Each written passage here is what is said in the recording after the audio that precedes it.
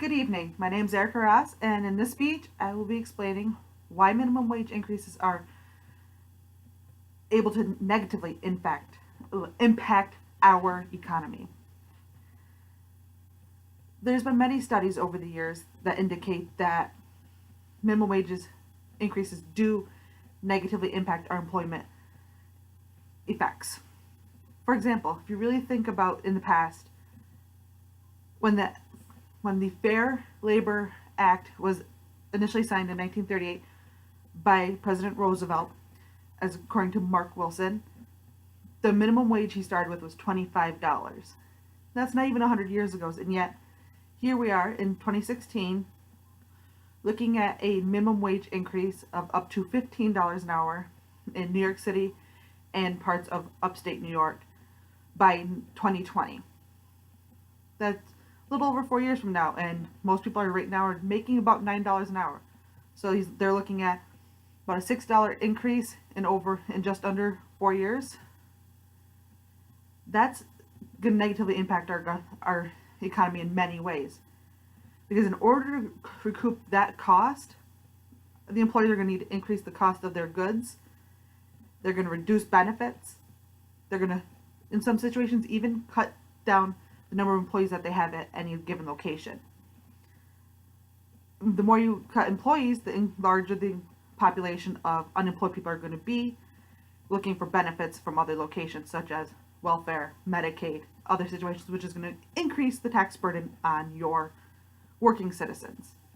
Another impact it's going to have on our government or our economy is that many people who are in specialized fields such as welding, infrastructure, heating and cooling systems, and teaching even, are going to look at the fact that people starting out at McDonald's, Burger King, Wendy's are going to be making $15 an hour without any sort of certification.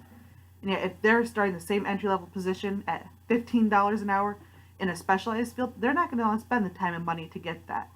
We lose our welders, we lose our heating and cooling systems, things like that. Our entire infrastructure will collapse in on itself without those specialized fields. Sure, some employers in those fields would be able to offer incentives to people to do that, but not many are going to want to actually do that. In an article from Nicaragua, it indicates that at least in Nicaragua, and I'd imagine even here, people who are impacted by minimum wage increases are within 20% of that bracket.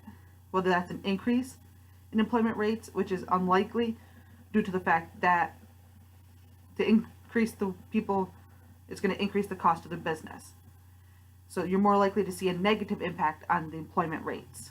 You're likely to see, for a short period of time, people might be better off, but over time, as those costs increase, they're going to raise the prices of everything else, which will impact the cushion that people might have had to begin with. Those are just a few facts that how it could impact just one person. But overall, as a country, as an economy, it's going to overly impact in many ways. For example, in 2011 dollars, from 1949 to 2016 to 1968, there was an increase from $3 and some change to over $10 an increase in just a span of about 20 years. Which in that time frame is when you saw many people go from a one person income family to two people income families, and the parents were out of the home more, which increases crime rate as people are not home to maintain their children. Even teenage employment dropped because of that increase in pay, so there's more crime there to try and make more money. So as you increase the wage of a country, you increase many other aspects, or even decrease in terms of employment. So there's many factors that need to factor in. And many people who, according to Mark Wilson's article, there's only a 4.7% rate of employment of people working minimum wage jobs who are trying to support a family. Despite what most people believe, that's a very insignificant number. While there are some who do need that money, should we really let 4.7% of and minimum wage employees dictate the amount of money that children, not necessarily children, but people working entry level jobs make at any given time. I don't feel we should, as that's about 95% of the population is not supporting a family. So those are people who are working to make extra money on the side, whether they're in college or high school looking for a little pocket money to go out on dates or play games, whatever they're doing with it. Does that 95% really need to make $15, up to $15 an hour at a part-time job?